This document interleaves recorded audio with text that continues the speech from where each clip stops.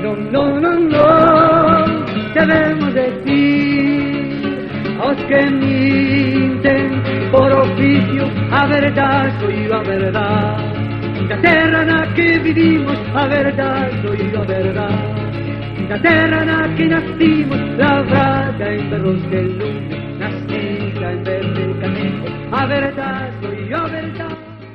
Na terra na que vivimos. Vimos nos medios de comunicación que hai unha guerra desde hai 3 meses, non? Más ou menos. Esta guerra existe desde hai 8 anos, polo menos. Bueno, foi instigado pola OTAN, golpe de estado dado por los fascistas nazis, e bueno, é a realidade. Son 8 anos de resistència antifascista, e bueno, pues para falar disto temos hoxe aquí a compañero Carlos Botana, do Comité Galego de Apoio Donbass, que nos vai a ilustrar sobre un pouco ese tema. Despois fará unha exposición, despois, como é normal, como sempre facemos no Centro Social, habrá lugar a preguntas, opinións, un poquinho de debate, vale? Sin máis.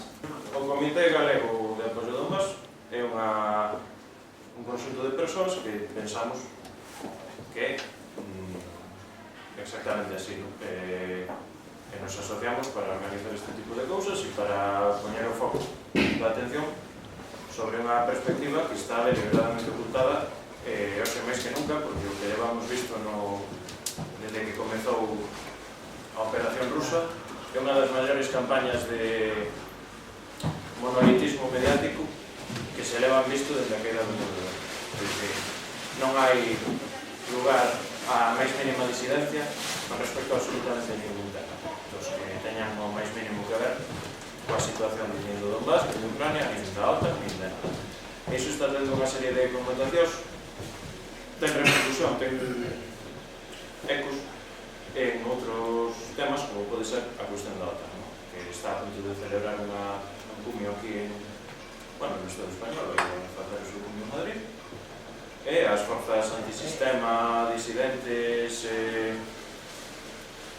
obreiras, como se queramos chamar, a etiqueta que lles sexa máis cómoda cada quen, dependendo da súa tradición e máis, pois están todos de brazos con todos, porque está o espinoso e incómodo tema de que parece que falar mal da OTAN agora pasa unha certa moi grave, porque claro, non se pode falar mal dos defensores da guerra ucraniana, porque está eso aí, e bueno, hai que poñer as cousas nas súas coordenadas. Vamos a ver, falar do Donbass, para comprender o que está sucedendo no Donbass precisamos comprender o contexto do conxunto do Estado. Eu vou simplificar moito detalle en aras da didáctica, unha cousa que non me gusta nada,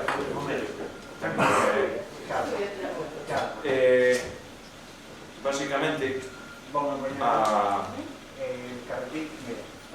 cuestión a temos que centrar a partir de 2013, 2012, 2013, 2014, os anos 2013, sobre todo, cando ten lugar o que se coñece como o que se chamou Revolución da Dignidade, que, bueno, agora imos ver en que consistía esa dignidade. Pero, bueno, básicamente, o goberno ucraniano estaba a negociar unha serie de acordos coa Unión Europea, acordos comerciais e políticos, que se ven suspendidos repentinamente por unha serie de imposibilidades na negociación. Entón, Yanukovych, que se non me lembro mal, era o presidente de Ucrania dá unha virase cara a Rusia. Por que?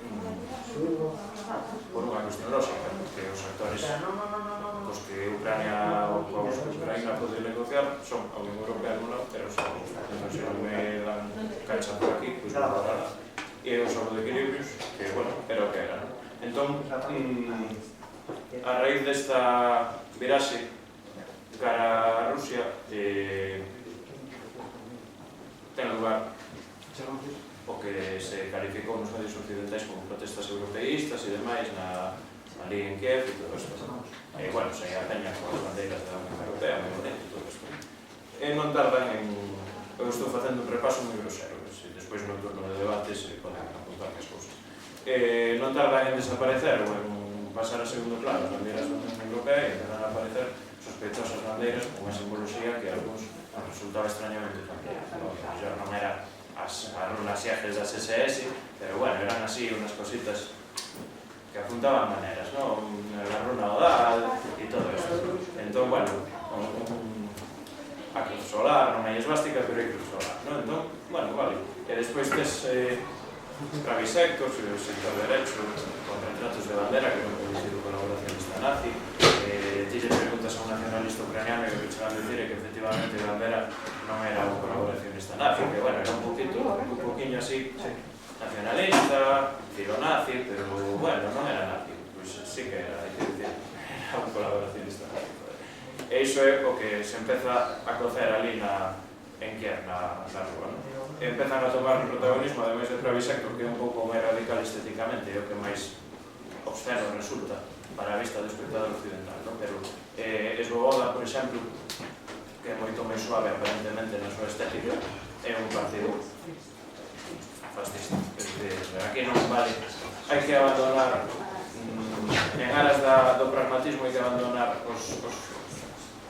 a pincelada fina da academia. É dicir, a discusión se a extrema dereita nazi ou fascista ou extrema dereita parlamentaria ou demais, é dicir, aquí temos unha serie de forzas políticas ultrarreaccionarias, anticomunistas, antiobreras, que están a levar unha estrategia terrorista para o salto do poder, non? E os intereses son os das clases dominantes, as elites económicas, que moitas veces, bueno, moitas veces non, prácticamente sempre, é dicir, elites dominantes, é dicir, mafia económica e todo o que nos coñecemos.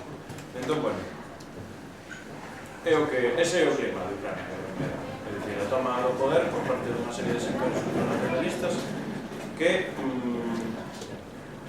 van avanzando na súa osadía ata que en 2014 ten lugar a queima da Casa dos Sindicatos de Odesa, que basicamente unha destas confrontacións escuadristas que se dan nos disturbios e demais,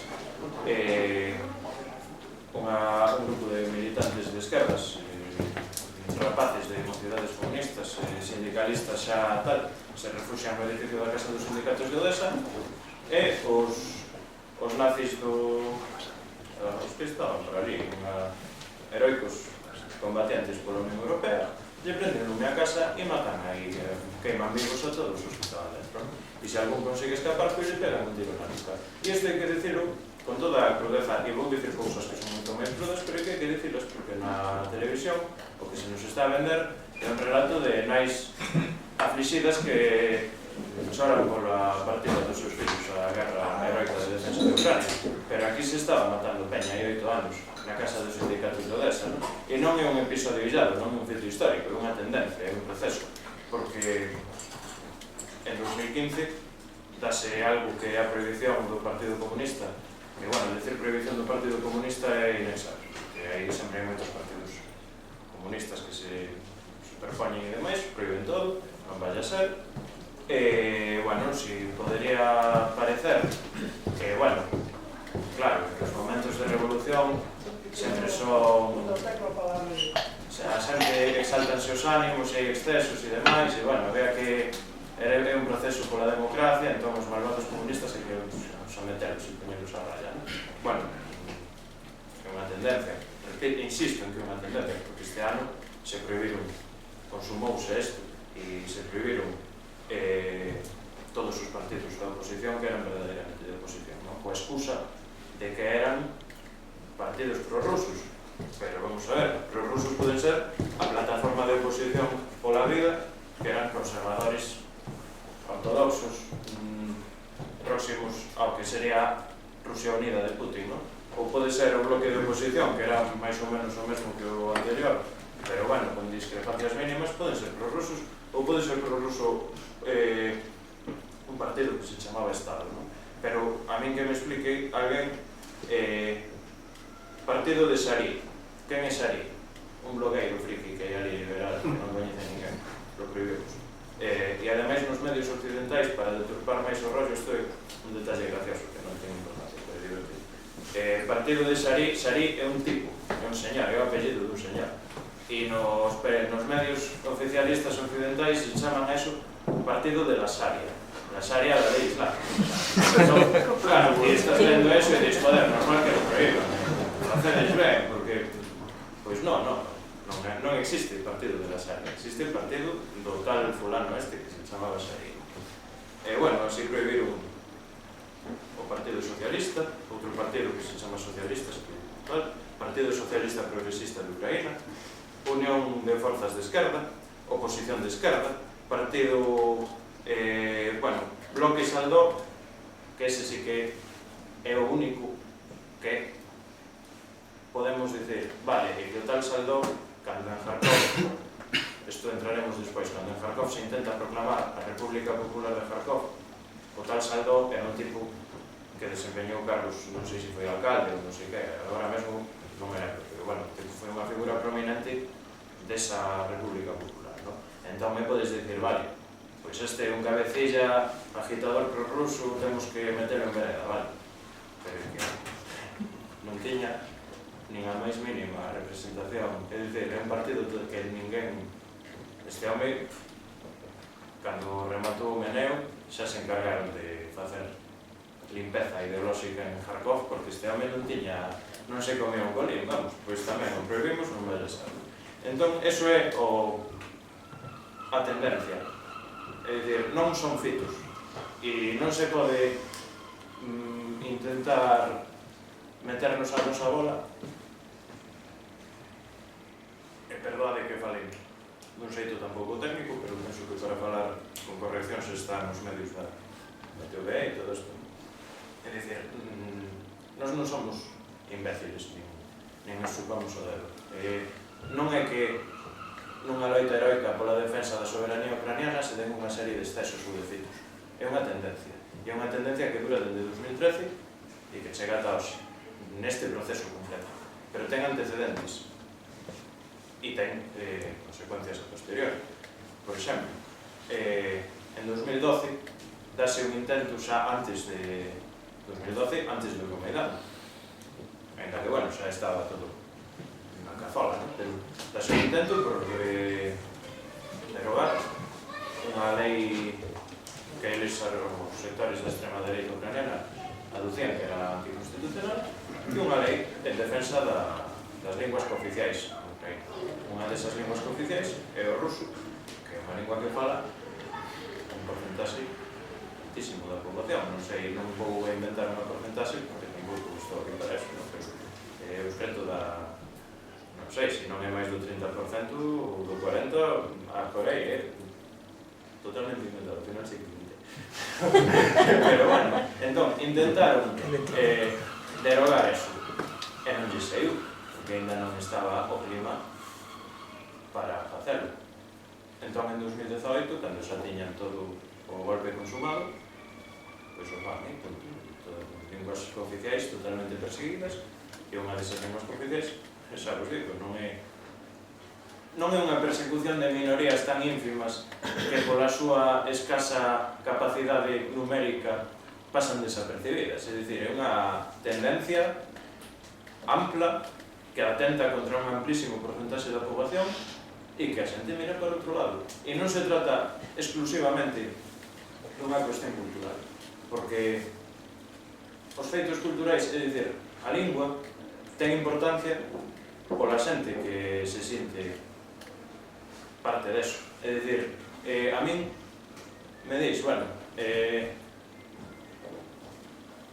voume cargar en Galicia, que sabemos, e non me gusta facer analogías porque é un rollo moral que ao final nos afasta da comprensión práctica dos feitos, non? Pero se a mí me din que para crear o paraíso na Terra e o mundo da plenitude vai a desaparecer o galego, pois digo, bueno, outra cousa haberá, pero é que aquí non se trata de... Eso é imposible, é dicir, é quitarme a min a miña identidade como nación, como clase, como todo, é dicir, me desposan do meu marco vivencial, non? E iso é grave, pero a maiores hai outras consecuencias de tipo económico e político que son moi sintomáticas. E por entrar xa, vou entrar ao Donbass a través de Portugal, que é unha forma un pouco esta. Non sei se veríades no periódico en calquera, porque é unha noticia que non foi ocultada, é dicir, isto saiu nos medios, sin ningún tipo de pudor. Os refugiados ucranianos en Portugal piden a ilegalización do Partido Comunista Portugal. É dicir, claro, é que non están pedindo a ilegalización dun Partido Comunista marginal e minúsculo de células clandestinas, están pedindo a ilegalización dun partido que é totalmente masivo, que pode haber debate sobre liña política, sobre si somos comunistas, non somos, tal, o que queirades. Pero refugiados ucranianos que están chegando a Portugal, acollidos por o goberno de Portugal, están pedindo a ilegalización dun partido que representa a unha clase notable da poboación portuguesa. Entón, como se chega a ese grau de ousadía e de descaro? É dicir, como unha persoa pode chegar a ese nivel? É perigoso sacar a conclusión, e eu non veño aquí a facer ese discurso, de que ata o último ucraíno é un criminal nazi. Eso hai que evitarlo a toda costa, ese non é o punto. O punto é que dende 2013, e moito antes de 2013, se está a propiciar con todos os medios ao alcance do imperialismo occidental un estado de opinión nun lugar concreto, que é Ucraína, e noutros lugares tamén. É dicir, isto está máis que cocido, é unha cousa que ven preparada e que responde aos esquemas non planificados. É dicir, a xente non vai dormir un día e esperta ao día seguinte coa esvástica pintada aquí. É dicir, eso é un proceso. E insisto na natureza prolongada no tempo desto, porque eu creo que é a idea central do que quero transmitir. Despois, claro, en Ucraína temos isto, non? E temos unha serie de tensións culturais coa zona do Donbass, que o mellor estou sendo excesivamente básico na explicación, pero bueno, gustame que todo o mundo entenda todo. Todo como non sei o nivel de conhecemento do que hai na xente, vou explicar cousas que o mellor son moi básicas. O Donbass é unha rexión de Ucraína que limita con Rusia e que está composta de dúas dependencias administrativas, ou, bueno, non son experto en xeografía política, pero, bueno, está basicamente Lugansk arriba ao norte e Donetsk abaixo, non? Esas son as dúas zonas que configuran o Donbass, non? Aquí está Rusia e aquí o resto de Ucrania, non? Abaixo está o Mar de Azov, o Mar Negro, todo isto, e a península de Crimea. Basicamente está todo por aí. Entón, o Donbass é unha zona industrial e mineira. E iso é importantísimo. Porque aquí o factor, é dicir, o cultural e o nacional sempre oculta, ou eu penso que é así, ou neste caso é así, dinámicas máis profundas que teñen que ver coa clase social e coa economía. Porque a humanidade funcionamos así. A cesión do Donbass, durante o Imperio Ruso, Ucrania era unha zona agrícola. E de aí, bueno, a bandeira de Ucraína é un campo dourado sobre un ceo azul, que eran campos de trigo e todo isto. O granizo de Europa, el aceite de girasol, que está por las nubes, todas esas movidas. Entón, cando chegan os bolcheviques ao poder para acelerar a industrialización de Ucraína e fomentar o avance das forzas productivas na zona, Lenin propón que hai que ceder Donbass a Ucraína. Entón se lle cede ese territorio, que é un territorio, xa digo, sobre todo Donetsk é unha cuca mineira importante, pero todo o territorio é mineiro e industrial, porque hai fábricas moi potentes, ten músculo productivo, ten tecido. Entón,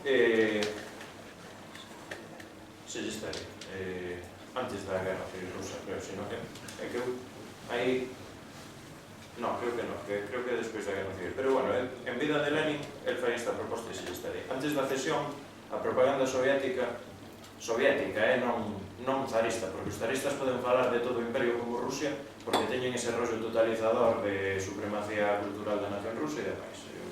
Pero xa na Unión Soviética se fala de Donbás corazón de Rusia na propaganda. É dicir, é un lema propagandístico que se usa moito. A partir da cesión, Donbás pasa a ser Ucraína, non hai ningún problema, porque responde a objetivos prácticos e demais. Esta tendencia a reforzar Ucraína con cesións territoriais tamén segue ata moitas décadas despois.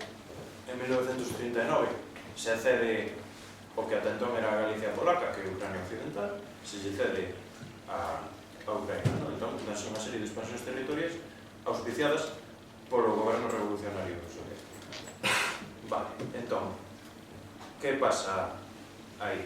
Ao lado do Donbás, da rexión do Donbás, hai unha cousa que se chama Zaporodia, que é o fogar ancestral dos cosacos. En plan, Nikolai Gogol, en Taras Bulba, que é unha novela famosísima, xa fala dos cosacos do Zaporodia. E iso é unha zona que, por cuestións diversas que non vimos entrar a detallar, é un nido de nacionalismo ucraniano e de reacción. Porque hai unha serie de factores que propician que aí se concentren asentes moi reaccionarios. Despois, encima hai un sitio que se chama Dnipro, ou Dnipropetrovsk, non sei pronunciar, non o quedades, porque non o vou facer. Aí hai o gobernador de Dnipro, vou abreviar en Dnipro, o gobernador dese sitio, a partir do Euromaidán, durante un breve espacio de tempo, foi un señor chamado Ihor Kolomoisky. Ihor Kolomoisky é o propietario do canal de noticias, canal de televisión 1+1, que era onde traballaba Zelensky. E tamén é o máximo promotor dunha organización paramilitar chamada Batallón Dnipro, creo que se chama, que é unha organización nazi que está ilegalizada porque, entre outras cousas, se financiaba mediante o tráfico de pornografía infantil. Isto, aínda quedan noticias de medios oficiais que aínda tiñan algo de vergoña antes de que empezara a intervención da OTAN en Ucrania, que é o que está a ter lugar agora mesmo. Iso está, podese buscar en Google, non é Russia Today, o que estou contando, non é un panfleto do Kremlin, está aí, está. Entón, iso é o que hai, non?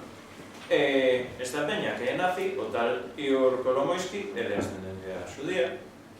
De feito, ele é de ideoloxía sionista e apoia o Estado de Israel, e se apoia nun batallón nazi. Entón, a excusa de que Ucraína non pode ser nazi porque o seu presidente é xudío, vale, ele é xudío, pero que somos? Que nos vamos a creer? O conto de Caperucita Vermella. É dicir, os cartos non entenden de ideoloxía, é dicir, o capital, o que entende o capitalismo é o seu mantemento no poder. É dicir, non hai máis. Aquí, un tipo multimillonario, se se lle vai das mans o lobo, se se lle rompe a cadea ao lobo, cambia de país e toma, con perdón. Pero, é dicir, entón ese rollo de é que Ucraína non é nazi. En Ucraína non hai un nazismo de desfiles que sí que hai, agora sí que hai, non se lugar eso explícitamente, pero sí que ten lugar que unhas elites económicas se apoyan sistemáticamente en bandas paramilitares de ideoloxía nacionalsocialista e de todas as ramas que queiramos para asentar o seu control mafioso no país no marco do desmantelamento dun Estado. Aproveitan a inestabilidade para repartirse, como se reparten os buitres, un cadáver na sabana. Eso foi así. Batallón Dnipro, Batallón Azov, Batallón Tornado, que tamén son dos polémicos polo tema da trata de blancas, pornografía infantil, tráfico de contido audiovisual de violencia explícita para consumo de pervertidos, ese tipo de cousas. Eso son a dignidade da revolución da dignidade. Era eso. Eso é a revolución da dignidade da Ucraína. Entón, eso é un pouco o que temos, non? E aí no medio está o Donbass. E o Donbass nacen, teñen lugar con actos de resistencia que, a medida, dende o 2013, a medida que progresa o meneo este, van progresando tamén, ata que se proclaman repúblicas populares, ou o que eles chaman repúblicas populares, non? É dicir, as repúblicas populares do Donbass, eu digo para aqueles sectores que pretendan descalificar o que se dicen de algunhas posturas como a miña. Non, es que Putin non é comunista. Bueno, gracias. Claro, igual vou-me quitar o chupete e te vou agradecer a tua información. É dicir, claro, a ver, e as repúblicas populares que se dan no Donbass tampouco eran a república, non era Vietnam do Norte, eso. É que, claro, e os gobernos desas repúblicas populares non eran un partido comunista de fulanito de tal, non vivimos nesa ensoñación, pero o que temos aquí é o que acabo de pintar en Ucrania, é resistencia espontánea. Entón, que pretendemos? Que pretendíamos que puxera resistencia? Que naceran... Que claro, eu falo dos comunistas, pero podríamos falar de outros sectores que compón o movimento obreiro, pero claro, que é resistencia? Entón, a resistencia que hai é a que hai, é dicir, cousas que son difusas ideolóxicamente, poden nacer de toda esa amalgama, pode haber sectores que a nós nos parecen totalmente aberrantes ideolóxicamente, pero aquí a realidade última é que temos un panorama absolutamente desolador e con actos de resistencia do outro lado, non? Entón, a historia, isto é unha opinión persoal, que non ten nada que ver co comité do Donbass, a historia non é maniquea, é dialéctica, creo eu. É dicir, non están os bos e os malos nunha loita eterna como se fora isto un libro de Tolkien. É dicir, non vivimos no Señor dos Anillos, joder. Aquí hai unha tensión entre sectores, entre clases sociales, entre grupos humanos, e nesa tensión, obviamente, no Donbass, efectivamente, existen grupos que, dende o punto de vista dun occidental, son reaccionarios e moitas veces incluso aberrantes ideolóxicamente. Agora ben, non se pode comparar o nivel de hexemonía que pode ter eso na zona do Donbass co que está a ter lugar en Ucrania, que é unha absoluta monstruosidade. E, de feito, o que resulta verdadeiramente sorprendente é que os medios do sistema se dan o luxo de amosalo sin que teña ningún tipo de repercusión. É dicir, a xente de etnia xitana atada en farolas coa cara pintada de verde, mulleres violadas con pollas de goma e todo isto que... no, claro, es que Putin tamén... No, a ver, en Ucrania pasa o que pasa, non? E o que pasa é eso. Entón, bueno, había factores, como digo, que propiciaban que iso sucedera. Ademais, Ucrania é un sitio especialmente propenso a que houbera un conato reaccionario, porque tamén cando en Ucrania, cando na Rusia leva a cabo a industrialización, Ucrania, pola súa riqueza agrícola, era moi prolífica en señores da terra, señores, bueno, terratenientes, non sei, que tiñan grandes propiedades e cando se ven forzados a ceder a súa propiedade especulan ata as últimas consecuencias, non? E fan guerrillas extrañas e queiman campos e demás, non? Entón, Ucrania foi especialmente atormentada pola fractura social. Por ir, que eu non sei, creo que me estou pasando, como agora. Basicamente, eso é o que había en Ucrania. Cando cae a URSS, a división social xa se consolida por completo, porque se rompen todos os vínculos económicos que podían vencellar a Ucrania con Rusia. Non se rompen porque é imposible romper eso da noite a mañá, pero ten lugar unha fenda. Obviamente, a OTAN, o os Estados Unidos, a través da súa ferramenta que é a OTAN, teñen un interés en avanzar para consolidar o seu bloque imperialista, que é o que eles teñen que facer, porque son os seus intereses como clase e como Estado, e, bueno, os virus teñen que matar a peña para vivir. Eu non tampouco entro a xulgar eso, pero, bueno, esa é a súa natureza como entidade social. Entón, meten a Gadoupa aí. Agora, no presente, a presencia de Putin, que o mellor é o máis de Rusia e de Putin e todo isto, que o mellor é o máis problemático, non? Vamos a ver. Nós temos todo este panorama, non? Temos unha guerra desde 2013. Temos bombardeos constantes da rexión do Donbass, porque como non podemos metelos en vereda, os bombardeamos desde la lejanía, non? Unha cosa así, moi ben. Temos crímenes sexuais, violacións, discriminación de etnias enteiras, todo tipo de barbaridades. Entón, estes tipos, esta xente do Donbass e tamén de Kharkov, pero bueno, Kharkov foi rapidamente sometida por Ucraína, non tivo tanto percorrido. Pero esta xente leva, bueno, en 2014 celebran un referendo, gaña a independencia con 87%. A independencia, non a adhesión a Rusia. Eso é moi importante. Porque despois ten lugar o proceso de Crimea, que é outra cousa distinta. Gaña a independencia e, sistemáticamente agredidos polas autoridades ucraínas, se dedican a chamar pedindo auxilio, porque, joder, vale, que malos sois, que non tenéis dignidade, que habéis chamado al Papa ruso, coño, que son un país deste tamaño, é dicir, son unha minúscula cousa que está ali no medio e está atacando Ucraína todos os días con potencial militar, ademais financiados pola OTAN, que cedeu 5.000 millóns de dólares a favorecer o proceso democrático en Ucraína. Que buenos que son. Entón, claro, vale, levan anos chamando por Rusia.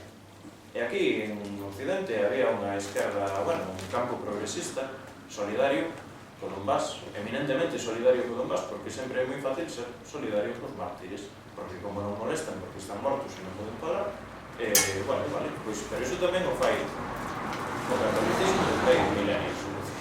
Entón, no momento en que o Donbass consigue que as súas peticións sexan escoitadas por Rusia, que non é un acto altruista, porque Rusia ten intereses principalmente no acceso ao Mar Negro, porque se a OTAN consigue cercar a Rusia, vai a afogar como unha boa constrictor que a presa ata despedazala e devorar todos os campos de petróleo e de gas que hai en Rusia, que esos son os intereses imperialistas dos Estados Unidos.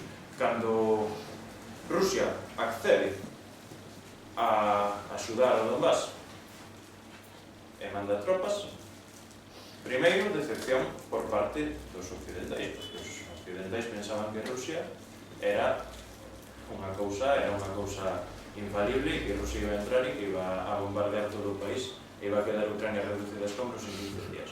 E cando Rusia non leva a cabo un xenocidio extremo en Ucrania, matando absolutamente toda a poboación con armas de artillería, din, que incompetentes. Pois non, pois efectivamente, é unha guerra convencional de avance lento, porque non queren masacrar absolutamente todo o mundo, porque non lles interesa e porque non son... Algún zumbao incluso habrá, pero tampouco están gobernados por subnormales, con perdón, quero dizer... Non sei se me explico. E despois, a segunda reacción occidental é me cachis, que non se están dejando matar os del Donbass, pois ya non me gustan. Eso foi o que sucedeu, é dizer, soberanía ucraniana, macho, a ver, en que quedamos? Tamén non era tan mala, de entrada non, pero claro, entón, eso é a claudicación sistemática do internacionalismo, das bases mínimas da solidariedade que nós temos que ter como obreiros e como persoas con mínimo de decencia. E a mí non me gusta falar en termos por ese, insisto, básicamente eso é o que que hai na Ucraína, non? Entón, vale, Putin non é, e con isto pecho, Putin non é comunista, non é nada, o que hai ali en Donbass non é tal, pero vamos a ver, é unha guerra ofensiva, é unha guerra de invasión rusa, de agresión rusa a Ucraína. Verdadeiramente empezou así isto. É dicir, a tendencia é evidente. Hai unha tendencia clara de agresión a Donbass e hai unha tendencia de maior calado cronolóxico de illamento de Rusia. Entón, hai outros debates, se Rusia é imperialista, cousa que dende un punto de vista económico non é correcto. Pero, bueno, podemos entrar a disquisicións, agora no debate se fala, se queredes e demais, pero decir que é unha guerra de agresión Rusia, onde estamos? Nada, por pechar xa con un regalo, eu non falei nada de rollos militares nin nada, porque non teño ni idea. Entón, para a movida esta dos movimentos de tropas e tal, se alguén te interesa, eu creo que os militares da OTAN, en xeral, militares españoles que desempeñaron cargos na OTAN, somos suficientemente honestos coa súa profesión como para abordar un tema. A mí sorpréndeme, se está abordando o tema dun xeito bastante riguroso, non? Pedro Baños e toda esta peña, políticamente non me meto, pero se alguén te interesan esos rollos, podese fiar máis ou menos. E despois, para a situación xeográfica de onde están as tropas e demais, hai unha página web que se chama libenamap.com e aí te son en directo donde hai bombas, donde hai meneo, está todo aí as noticias, está. Entón, bueno, o que eu non fixen por vagancia, por mala calidade, o tendes aí, xa non sei. Xa non falo máis que xa me estirei demais, pero...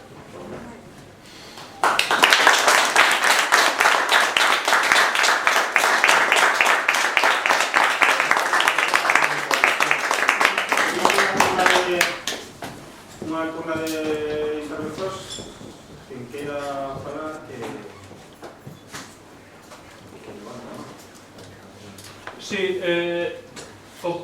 teño entendido, o Partido Comunista en Rusia, claro, de Rusia, sabes, quero decir, que postos a elegir, o Zelensky prohibiu no todos os partidos, pero en Rusia teño entendido que é moi forte o Partido Comunista. A ver, Non sei como é actualmente a liña política que teñen. por exemplo, hai unha resolución, eu creo que o documento que venden de Rusia, o documento máis interesante que temos do comunismo ruso, ven do Partido Comunista da Federación Rusa. A maiores de cuestións de discrepancia política, que eu non estou hoxe aquí para falar de liña política comunista, entón eu neso non me podo moxar. Pero, para comprender a situación en Rusia por parte do campo comunista, o Partido Comunista da Federación Rusa sacou, creo que foi este mes, unha resolución no seu Buró de Asuntos Internacionales con respecto a unha serie de declaracións do Partido Comunista grego. Entón, aí fan un repaso exhaustivo de todo o que está pasando na Ucraína, non? Entón, Rusia efectivamente é un país que foi configurado tras a caída da Unión Soviética de tal xeito que se impedira calquera posibilidade de retorno de eso, porque era un fantasma perigoso. Entón, as condicións do comunismo en Rusia son as que son. Tampouco son moi distintas as de calquera país resido por unha democracia burguesa occidental. É dicir, ao nivel de represión do comunismo, a Europol detivo hai escasos días a un tipo por poñer en Twitter viva Stalin. Non é moi distinto, non? Logo, o comunismo en Rusia está moito máis aceptado socialmente que aquí, porque saben o que é. Entón, non hai un nivel de persecución, é dicir, a realidade non permite unha persecución da disidencia tan forte como se gustaría a algúns que existira. Entón, hai bastante manga ancha para que se digan segundo que cousas. E despois, a ampla maioría das organizacións, grupúsculos e demais comunistas teñen unha liña moi similar a que ten o Partido Comunista da Federación Rusa con respecto ao tema de Ucrania. É dicir, a oposición comunista non critica o goberno ruso por eso, critica por outras cousas. Pero que dicir, hai dous irmãos das mocidades, bueno, non sei se eran das mocidades, hai dous comunistas que eran irmãos que, se te he visto, non me acuerdo, é dicir, secuestraron en Ucraína, desapareceron, é dicir, iso, o comunismo internacional hai que ser moi descarado e moi desvergonzado para pechar filas con Ucraína nese sentido. Entón, a situación que hai do comunismo en Rusia é un pouco de apoio á operación porque non lles queda outra.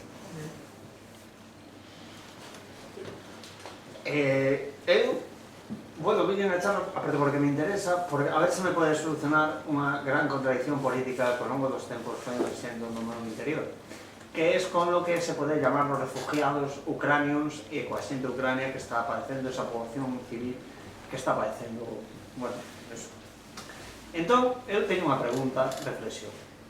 Esta xente que está marchando, que está saindo ali do país de Ucrania e tal, eles protagonizaron manifestacións e protestas a favor do Donbass, de toda a movida genocida que estaba acontecendo en Donbass, ou a población ucraniana, nunha inmensa maioría, estivo calada, simplemente era como algo que non é noso, ou non nos ven, incluso esa gente é como enemiga de los valores puros ucranianos, e a mí me xenera moitísima contradicción, porque din, población civil ucraniana, e yo, que sí, que a tope, que fuxen da guerra, toda esta movida antibelicista e demais, pero logo dis, que compón ese concepto abstracto de poboación ucraniana? Porque agora están dando conta en moitos lugares que están vendo momentos de acollida, se os sabedes, non? Bueno, aquí en Coruña tamén están facendo que curiosamente non hai recursos para acollidas de colectivos precarios, racializados e demais, e sí que já están dando xa directamente a toda esta xente que ven de Ucrania, que a mí, a ver, es que non quero caer en el móvil racista, pero es que me dá mucho asco el tema Ucrania, sinceramente. Entón, eu quería preguntar e facer esta reflexión, por favor, axudádeme a quitarme estas contradiccións, porque me sinto super incómodo cando se fala do tema de Ucrania, a poboación civil ucraniana, de todo este tema, porque como só temos un marco dialéctico comunicativo diseñado pola parte do opresor, non temos nada máis, non sei onde situarme, nin como situarme. E se realmente hai algo que agarrarme e dicir, oye, había antifascistas ucranianos que estaban aí a tope en contra do que estaba pasando en Donbass, do xenocidio, pero que non veixo nada en red. A ver, eu creo que nos... É dicir, desgraciadamente, nos como capas populares ou cidadáns non temos capacidade de decisión, temos capacidade de opinión, de análisis e demais. Entón, eu, como estou exento da responsabilidade de decidir, podome permitir certo grau de contradicción nas miñas conclusións. É dicir, entón, un grau que me permita a min construir unha forma de pensamento que sexa útil a uns intereses políticos concretos, é dicir, ao avance dunha postura que existe e demais, non? Vale. O tema dos refugiados. Eu non teño un censo, non temos un censo para saber, cando chegan á fronteira, cal é nazi, pegar un tiro. Non o podemos facer. O mellor, se o puderamos facer, non sería desexable tampouco. Eu creo que sí. Pero vou respetar a sensibilidade de alguén que poda ver por aí. Entón, o que temos son indicios. Certezas moi básicas. É dicir, o ideal, moralmente, sería non pechar a porta a ningún refugiado. Entón, habería que empezar por abrir a porta aos refugiados dos países en conflito, do terceiro mundo, do que se chama terceiro mundo. Despois hai cousas que cheiran. Por exemplo, que cando se experimentaron as vagas migratorias estas a raíz da guerra en Ucraína, houbera un discurso simultáneo de decenas e decenas de periodistas dicindo Claro. Bueno, decían en inglés, pero eu pronuncio en inglés moi mal, así que vou dicir. Decían, claro, que non son negros. Pero o que decían, basicamente, no, é que son nenos de los azuis e rubios. Que basicamente é dicir, non se están escapando negros piojosos. É que era o que decían, ese era o discurso, en plan, non se están escapando niños angolanos, esa morralla, no, están viniendo niños de ojos azules. Que les estamos haciendo? E loiros. Claro, loiros de sus azuis, é dicir, nenos arios. Claro, entón, por unha parte eso entronca directamente cunha serie de pulsións que son moi perigosas. É dicir, ese discurso está enfocado o que está enfocado. E non é un discurso espontáneo, non é que este dormindo aí no subconsciente europeo e anglosaxón, yankee e tal, un desexo a ultranza de ser nazi. Eso é un discurso coordinado dos medios de comunicación que asumen unha senda comunicativa. E iso admitiuse por ministros por altos cargos da Unión Europea e decían, a guerra comunicativa la hemos ganado.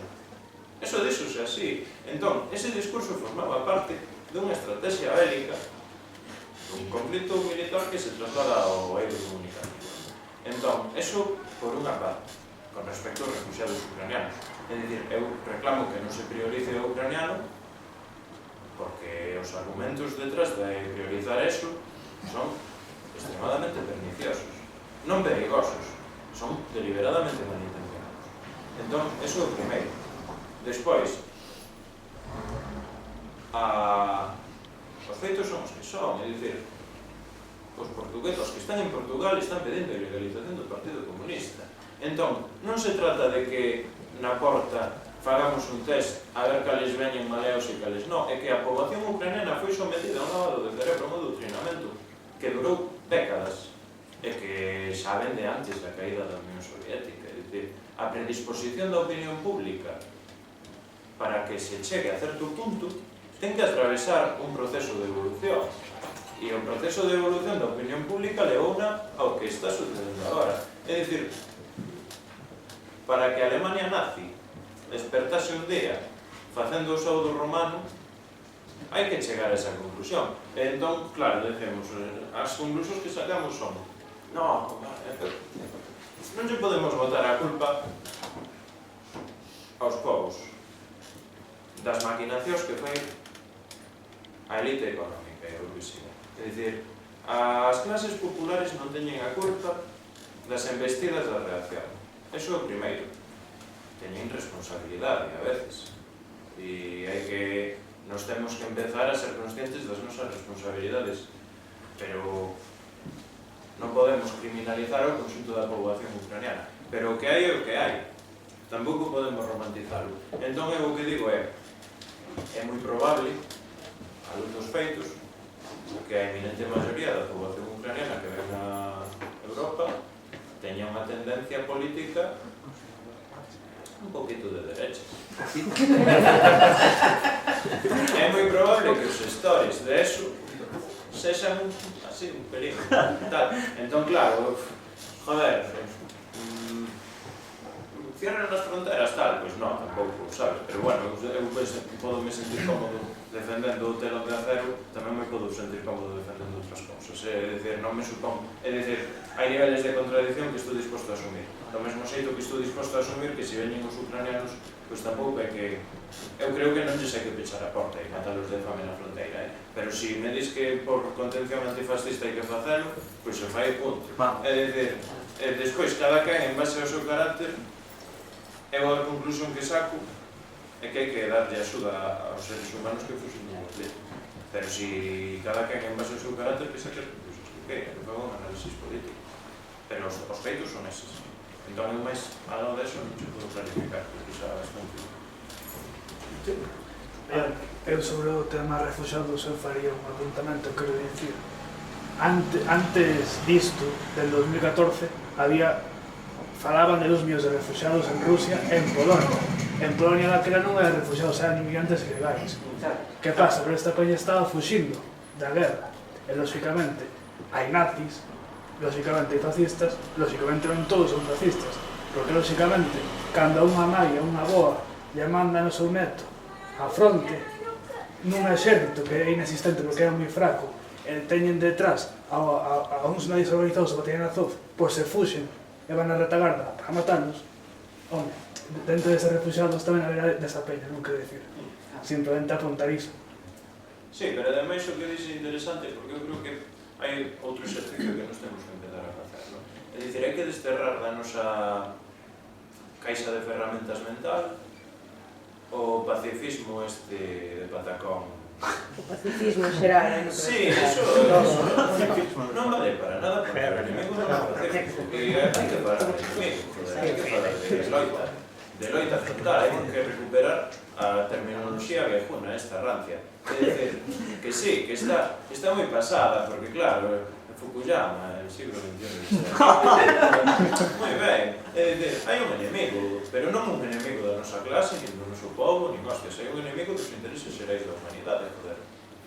E iso está se vendo. E a Estados Unidos, se lle faz unha listaxe de crímenes contra a humanidade, vamos, e que os generais da OTAN foron rescatados da Wehrmacht. É dicir, cando non das SS. Himmler quería pactar cos yanquis, tiña medo de que colleran os rusos. É dicir, por algo será. Entón, eso. A ver. Logo, hai cousas moi curiosas, non? Porque a retórica, eso o falábamos antes, e é un tema que xa, igual me estou mollando demais, pero eu creo que teño que decir, porque senón estou. Hai unha retórica tradicional antisoviética. Unha cousa é a crítica ás experiencias históricas, a crítica cabal e racional, de unha posición de análisis lóxico e práctico, para sacar conclusións útiles.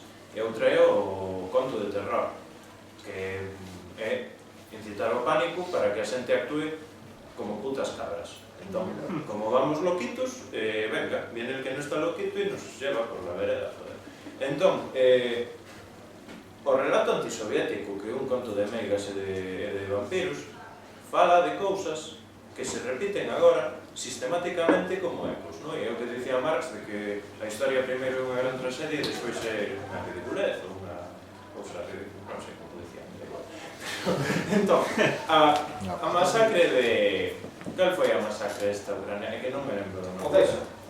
No, a que fixeron os rusos, supostamente. Bucha. Claro, a masacre de Bucha, que resulta que facemos... É que nos chegaron unhas imaxes de satélite dun coñecido medio norteamericano que din que tal día a tal hora estábamos mortos ali e tal. Facemos un análisis exhaustivo de rollo e se descubre que efectivamente non foron as tropas rusas, que o tema tiña moito meneo, que houve tropas ucranianas implicadas e demais. Desaparece dos medios. Non vai a ser que nos enteremos de que non había meigas voando na escola, era outra cousa. Entón,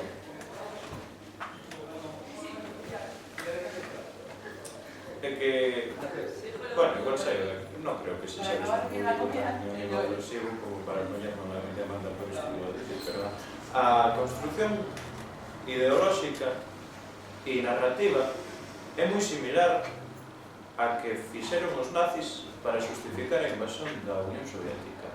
E hai dous episodios, e isto é que dame medo dicir, hai dous episodios que son o Holodomor e a masacre de Katyn que foron collidos como esquema narrativo para construir o que se está contando agora. E xa non me meto nos episodios de Holodomor e masacre de Katyn, que xa podes imaginar, eu penso. Pero os colleron e fixeron unha argumentación exactamente igual da masacre de Bucha e do xenocidio sistemático do Holodomor. E o collero. E despois ti te pos a mirar descubres que o tipo este da prensa sensacionalista yanqui, o que fixeron Ciudadano Kane inspirados en él, que o tipo se dedicaba a ir aí a Castilla e a arrincar os teitos da arquitectura musulmana, que os arrencaba e os levaba para Estados Unidos. O tipo é un magnate. Hearst foi o maior constructor da justificación nazi da invasión da Unión Soviética nos seus medios de comunicación, falando da penuria sufrida por Ucrania, que efectivamente había unha base real da penuria da xente en Ucrania. En Ucrania había unha conflictividade moi grande con os kulaks e todo isto, e había, joder, non se gañou a guerra así con abrazos, e pasaban cousas, pero que se colleran imaxes da India e se puxeran para justificar a invasión na Unión Soviética, eso sucedeu, está catalogado que sucedeu. Isto non é blanquear nada, nin negacionismo, nin hostes. E hoxe en día, a estrategia é a mesma.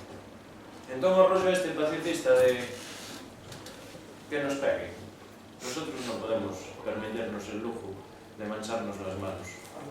Tenemos que estar impolutos. No, mira, chamaron os de Donbass, chamaron a Putin, pois Putin representouse ali, non o tiveron chamado, pero tiveron que chamar. Se non deran un golpe de estado nazi en Kiev, igual Putin non iba. Correcto. E é moi duro decirlo así, pero que son as conclusas que eu saco, non digo que sexan obrigadas.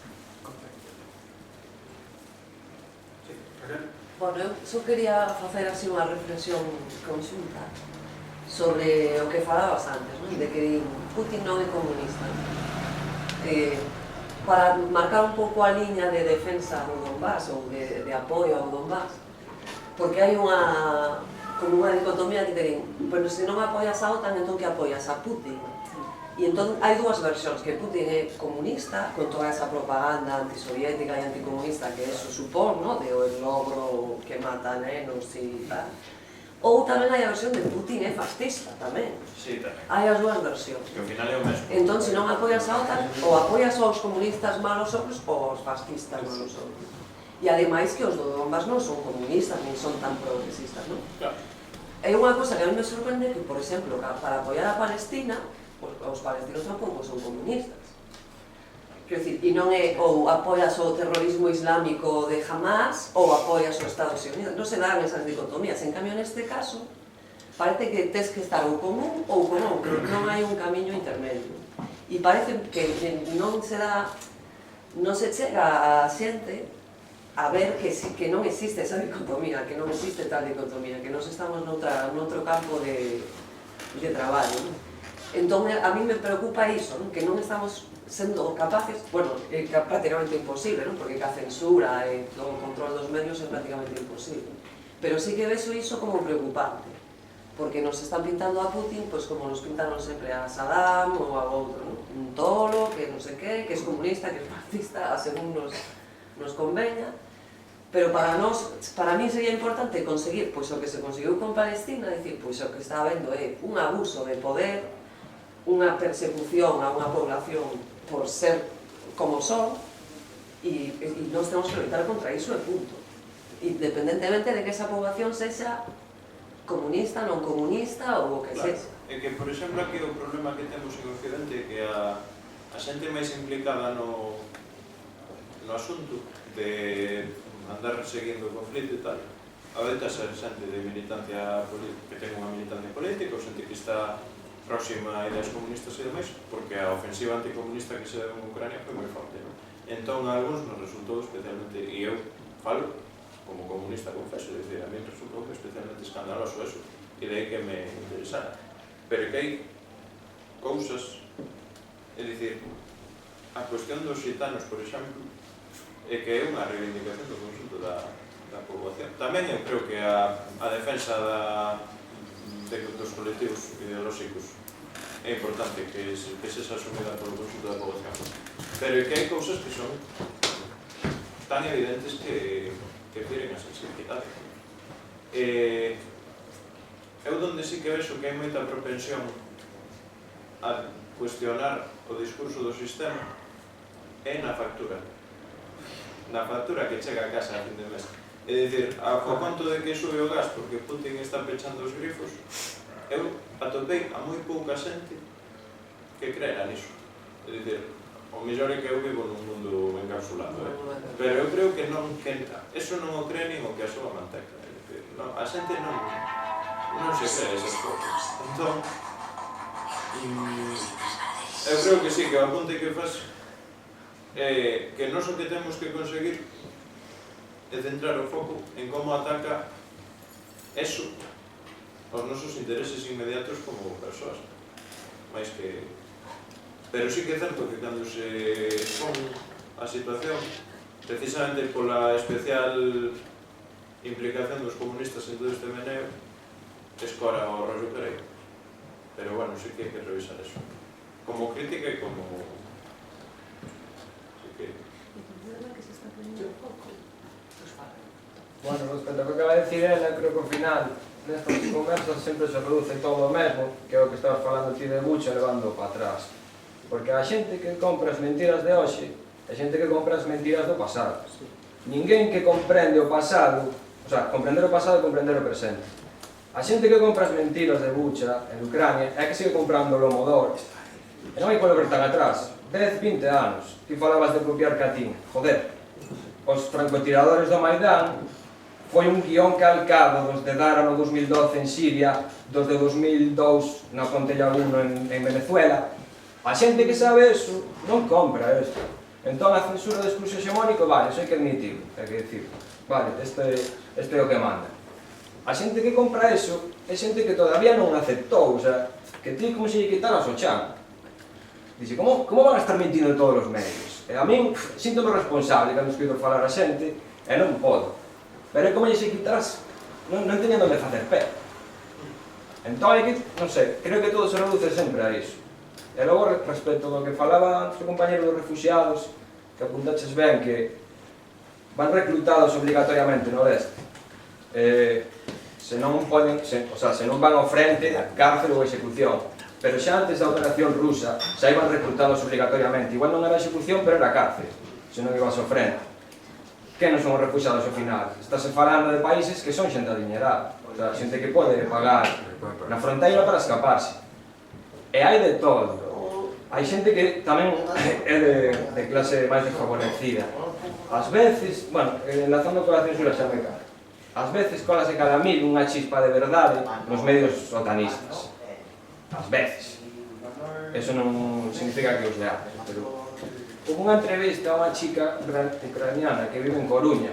Sí, mira. Fai meses dicindo, parece que teño que sentirme culpable de que Rusia entrara a axudarnos. Pero que levan 8 anos masacrándose e ninguén di nada. Colouse eso polo medio. Sí, buscaron unha refugiada ucraína e saliu unha bomba. Pero o publicaron, non se chegaron a retirar. Ás veces colase eso, pero da igual, non leades algo de Galicia. Fai 6 anos, bueno, non me cale, pero fai anos igual, cando falabas dos oficiales da OTAN sacando unha mínimo de honestidade solo en militares da OTAN. Joder, fai 6 anos puxen a radio a 7 da mañá sen saber que canal era, estaban nunha tertulia non sei de que, dicindo, en Siria o que hai é o goberno enfrentándose a terroristas islámicos e mercenarios pagados por Estados Unidos. Esa radio era Intereconomía, Radio Intereconomía, pasando unha tertulia da tele pola radio. Era un exoficial militar español, o sea, te cagas que o único sitio onde entra é por aí. O oficial este tamén suizo, non sei se vixe desa entrevista.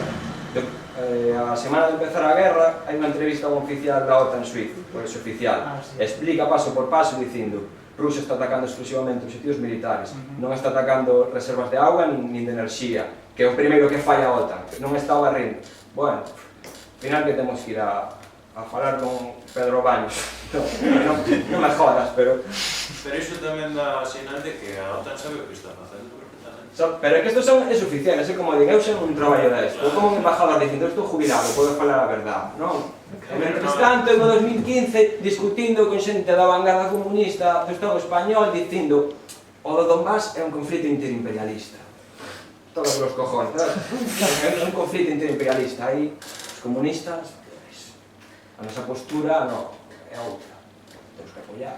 En Libia tamén era interimperialista e os museirenes de Afganistán nos financiaron os yanquis porque como había un conflito interimperialista, ui, se me fuera a mano. E despois resulta que non sabían o que lle estaban dando.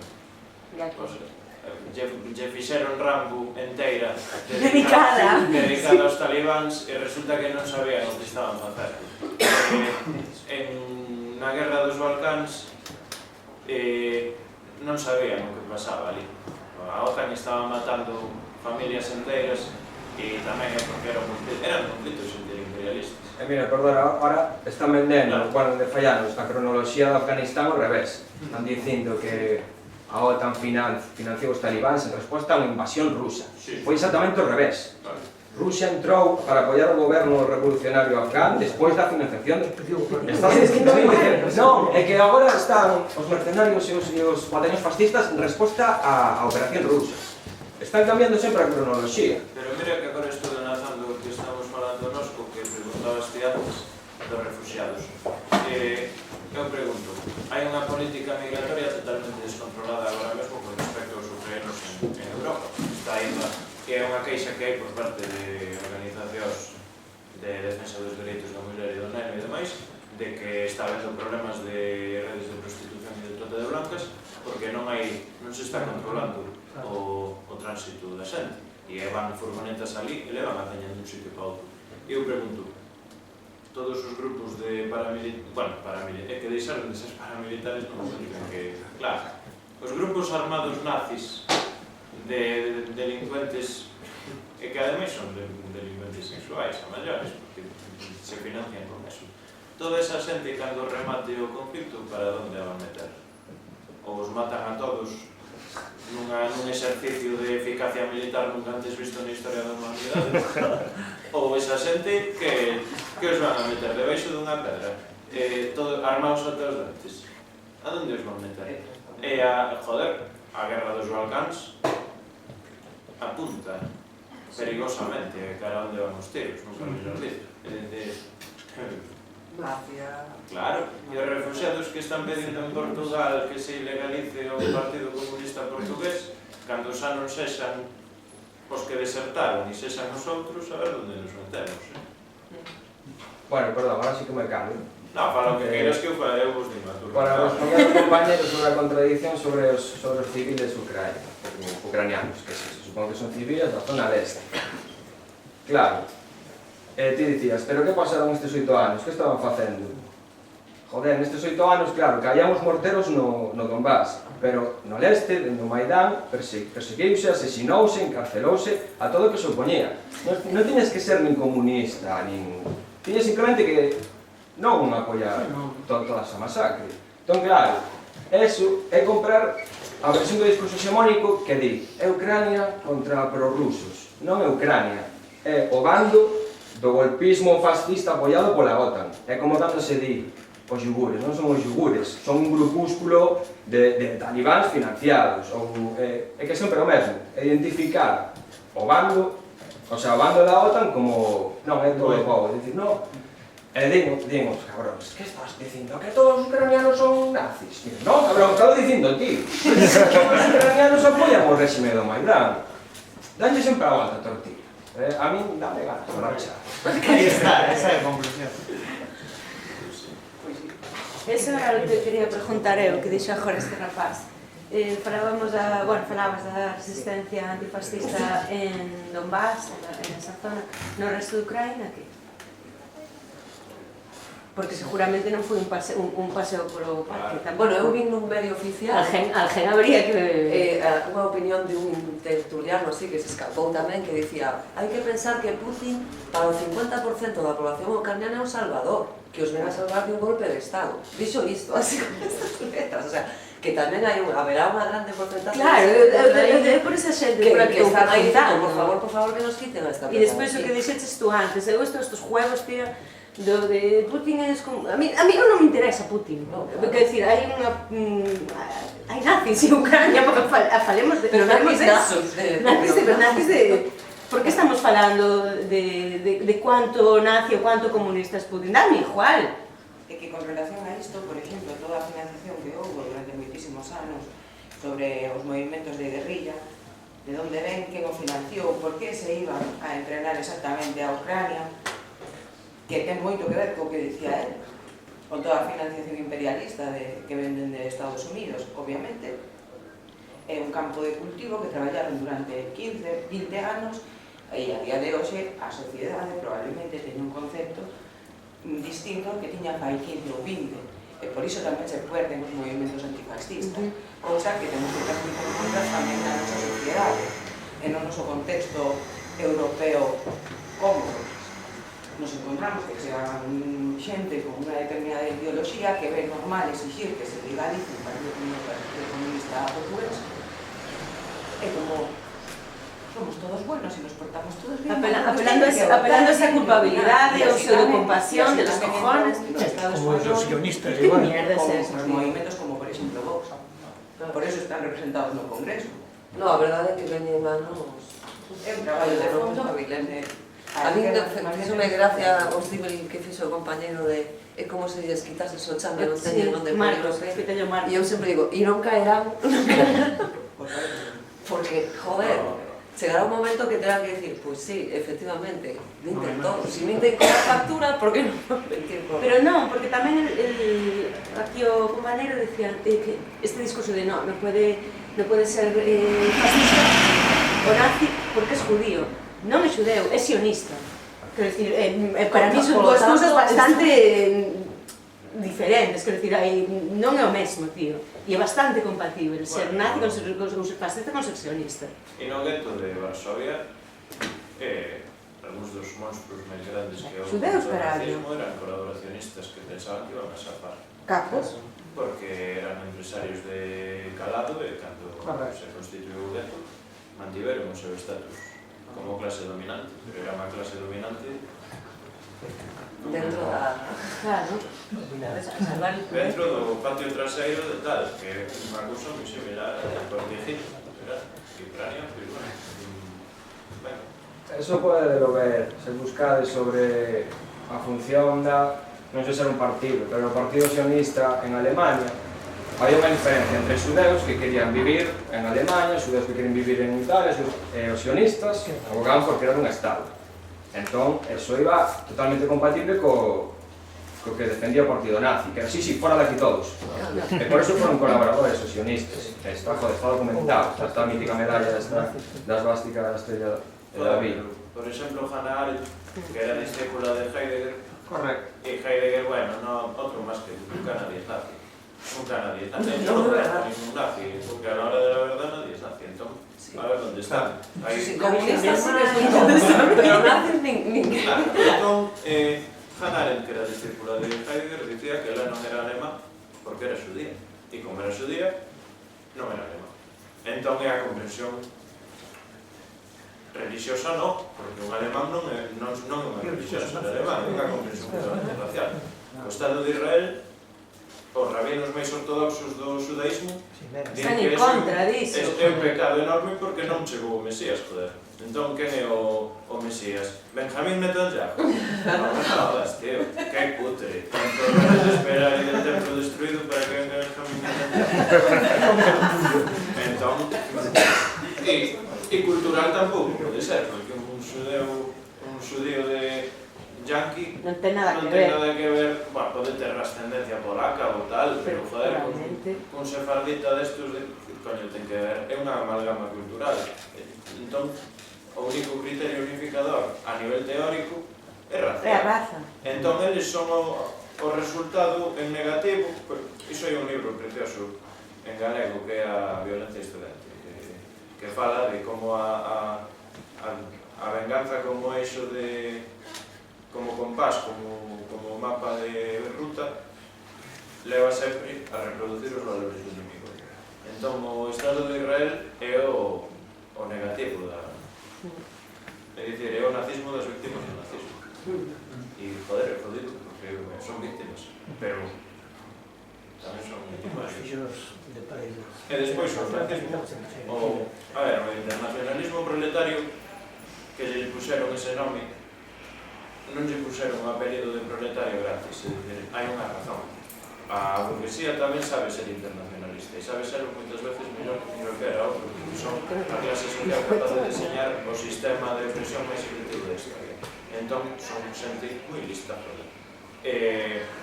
Se analizamos os movimentos de extrema dereita de Europa e no mundo,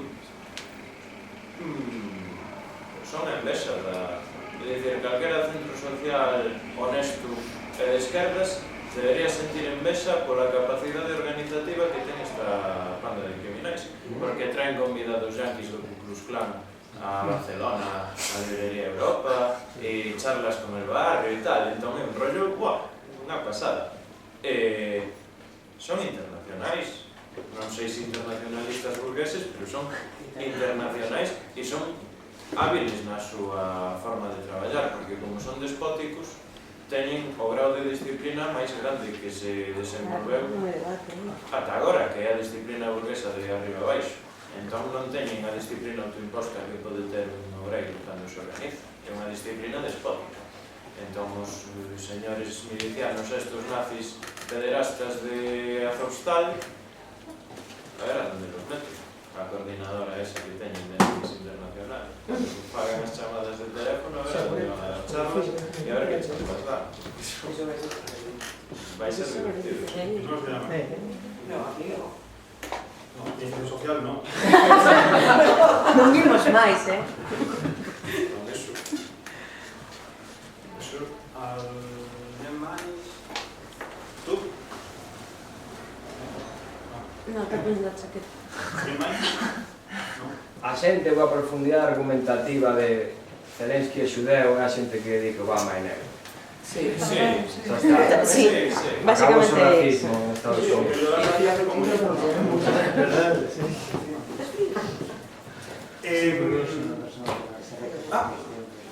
Eu para apuntar, que me dices, porque antes falabas que non sabías a porcentaxe de peña que era rusa ou non. Sí, di a ti, sí. O porcentaxe mínimo é dun 20%, pero unha cuestión, penso, que o Zelensky independentemente de que sea xudeu ou un superman, o tipo este aprobou unha lei racial na que os ucraínos simplemente eran os autóctonos de aí. E dicir, toda a peña que era búlgara, polaca, xitana, porque era outra cousa non era ucraína. E penso que o interesante non é isto, penso que o interesante é saber que houve experiencias históricas como a que a Revolución Soviética que tratou a cuestión nacional e que independente que puxo Ucraína nas escolas e que alfabetizou a población ucraína, a población rusa, armenia, xeorxena, independentemente da súa nacionalidade. E penso que, alén do que está a acontecer, que hai futuros posibles. Non sei, que eu penso que é o punto. Como rematar co tema este. Nada que dicir eso.